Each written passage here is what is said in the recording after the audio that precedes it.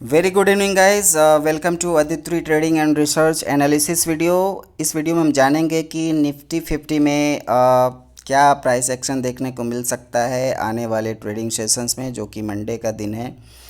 और जहां तक बात करें लास्ट ट्रेडिंग सेशंस की, तो लास्ट ट्रेडिंग सेशंस में हमें काफ़ी एक स्ट्रॉन्ग सेलिंग देखने को मिली है अप साइड से।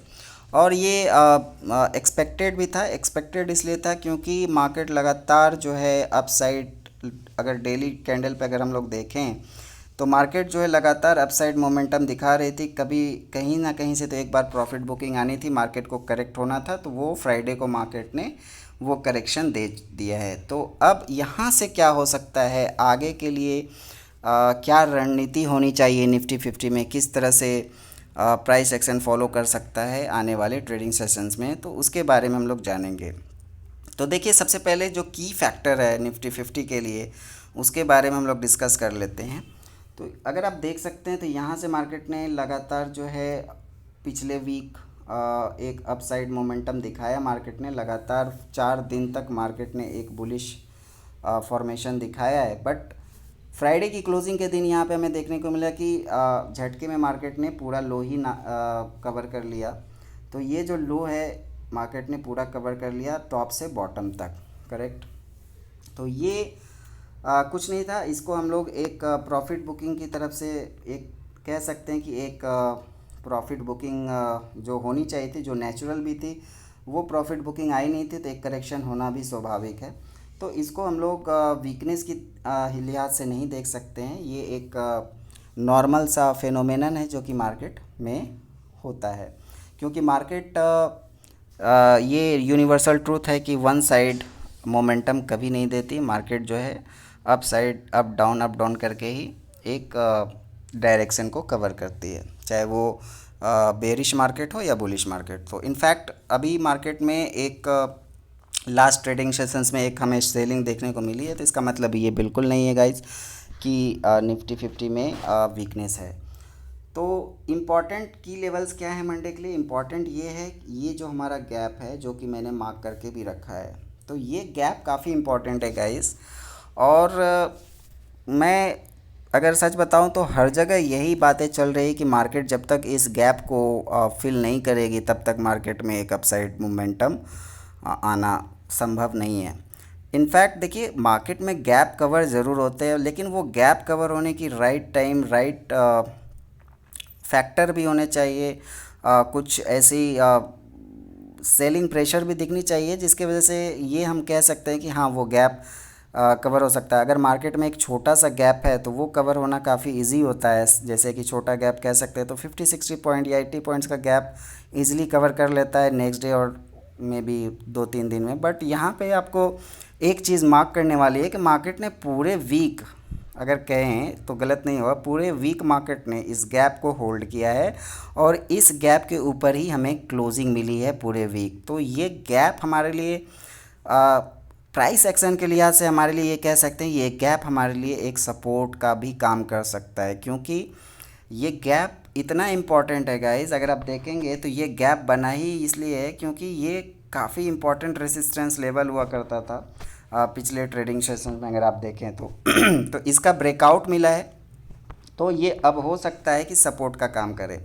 तो इम्पॉर्टेंट लेवल हमारे लिए मंडे के लिए यही होगा कि अगर हम लोग इस गैप के ऊपर ओपन होते हैं तो मार्केट आपको अप साइड की तरफ ही मोमेंटम दिखाने को मिल सकती है। तो मंडे के लिए इम्पॉर्टेंट लेवल यही है। 25,000 हमारा पहला टारगेट हो सकता है मंडे के लिए। दूसरा टारगेट हमारा 25,150 का हो सकता है। और अगर हम लोग 25,150 के ऊपर ट्रेड करते हैं तो आपको बहुत जल्दी 25,250 और 25,300 तक मार्केट आपको अप्रोच करता हुआ दिख सकता है। उसके पीछे छोटा सा एक प्राइस एक्शन है जिसको मार्केट फॉलो करता हुआ अपसाइड की तरफ जा सकता है। तो वो प्राइस एक्शन क्या है, अगर आप देखेंगे तो ये वीक की ओपनिंग है, यहाँ पे मार्केट खुलता है और यहीं पे एक रेंज बना के, बॉटम बना के, यहाँ से एक अपसाइड आपको मोमेंटम करता हुआ दिखा था निफ्टी पिछले सेशंस में। तो ये अपसाइड मोमेंटम यहाँ पे फिर से एक रेंज बनाता है, फिर से एक बॉटम क्रिएट करता है यहाँ पे, और पॉसिबिलिटीज़ अब यही कि अगर आप देखें तो ये डबल बॉटम यहाँ पे क्रिएट किया है निफ्टी ने, तो पॉसिबिलिटीज़ यही है रिस्क रिवॉर्ड के हिसाब से भी। अगर आप प्राइस एक्शन को फॉलो करते हैं तो प्राइस एक्शन के हिसाब से भी यहाँ से एक अपसाइड की ही आपको chances, risk reward price action आपको बनता हुआ दिख सकता है। और जहाँ तक बात करें ग्लोबल की, तो ग्लोबल में अगर बात करें लास्ट ट्रेडिंग सेशंस में डाउ जोन्स, जो कि वहाँ पे रेट कट की बात चल रही थी और वो कंफर्म भी हो चुकी है, अप्रॉक्सीमेटली नेक्स्ट मंथ तक वो हो सकता है कि यूएस में रेट कट हो, तो जिसके बारे में फ्राइडे को न्यूज़ आई थी और वहाँ पे अमेरिकन मार्केट, यूएस मार्केट ने काफ़ी अच्छा इसको रिस्पॉन्ड किया था और डाउ जोन्स जो है लगभग 2% के ऊपर क्लोज हुआ है पॉजिटिव। और नेस्डैक की बात कर लें तो नेस्डैक भी लगभग 1.8% पॉजिटिव क्लोजिंग दे के गया है, तो ये एक काफ़ी अच्छा संकेत हो सकता है। इनफैक्ट हम लोग यूएस को फॉलो नहीं कर रहे हैं पिछले कुछ ट्रेडिंग सेशन से, तो ये भी ध्यान में रखने वाली बात है। तो जब तक ग्लोबल पॉजिटिव है तो ऐसी कोई वीकनेस के संकेत तो मिल नहीं रहे हैं। डिप में आप बाई कर सकते हैं। 24,850 हमारे लिए क्रूशल लेवल है, इसके नीचे हम लोग थोड़ा सा फियर फैक्टर काम कर सकता है, थोड़ा सा एक पैनिकनेस आ सकती है मार्केट में, इससे भी हम लोग नज़रअंदाज नहीं कर सकते हैं। तो कॉशियसली ही हमें मंडे को देखना पड़ेगा कि मंडे की ओपनिंग हमें हमारी कहाँ होती है। अगर मंडे को ओपनिंग हमारी 24,850 या 900 के आसपास होती है, अगर वहाँ पे मार्केट 10-15 मिनट कोई भी बुलिश कैंडल फॉर्म करता है, तो ये ध्यान रखिएगा कि आपको अप साइड के लेवल बहुत ही ईजिली मिल सकते हैं, जो कि 25,152 और 25,250 का हो सकता है। तो ये टारगेट आपको मंडे को मिल सकते हैं। अगर निफ्टी 50 एनी हाउ अगर मंडे को 25,150 या 25,152 के ऊपर क्लोजिंग देती है, तो ये मान के चल सकते हैं कि आने वाले वीक में भी आपको स्ट्रेंथ दिखेगी निफ्टी 50 में। तो आशा करता हूँ आपको हमारा ये एनालिसिस वीडियो पसंद आया होगा। अगर आपको हमारा ये एनालिसिस वीडियो पसंद आया तो हमारे आप वीडियोस को आप लाइक कर सकते हैं, शेयर कर सकते हैं।